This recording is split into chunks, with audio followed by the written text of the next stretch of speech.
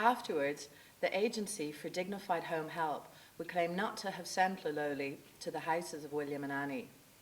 They'd penciled in a lovely lady from Marino who had an empty nest and needed to get out of her house each day to do something useful. William and Annie lived on one of those streets that are shadowed by the Crow Park Stadium. William used to love attending matches there, but since his beloved wife Margaret was taken by cancer, he'd lost interest in the football and played loud opera music on match Sundays to block out the roar of the crowd. Annie had been on her own for 16 years and talked to the photo of her handsome deceased husband each day. Lololi loved to sing. While making William's dinner, she entertained him with songs from her homeland in a voice low, husky, and full of everything in the world that is worth living for. She dusted Annie's husband's photograph with great reverence and whispered into Annie's ear, "He's at peace now, my love. You need to find it for yourself." William and Annie's kitchens were adjoining. They sat down to their lonesome meals each day side by side, a wall dividing them. It was on Valentine's Day that all changed. Lololi had spent all morning preparing dishes for her two charges.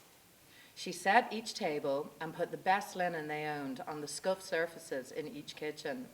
Annie muttered that it wasn't worth it, but William secretly liked to see his wedding table on the kitchen table. Lololi found flowers from their gardens, put them on the tables, and said, "Enjoy now," to both of them. Lololi was never seen again. A passing cyclist said later that he had seen a beautiful middle-aged African lady place her hands on the wall dividing Annie and William's house. She had smiled as she left.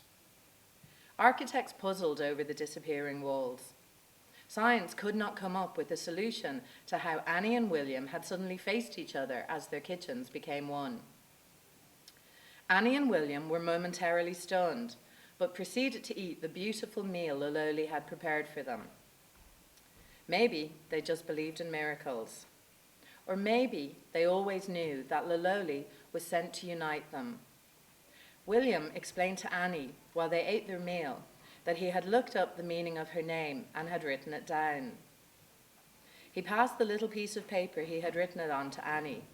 She squinted, glasses forgotten, as she had become vain all of a sudden, suddenly sharing a Valentine's meal with a man for the first time in years.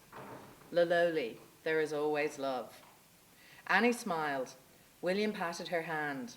The crowds from Crow Park roared and celebrated. Funny that, there are no matches in February.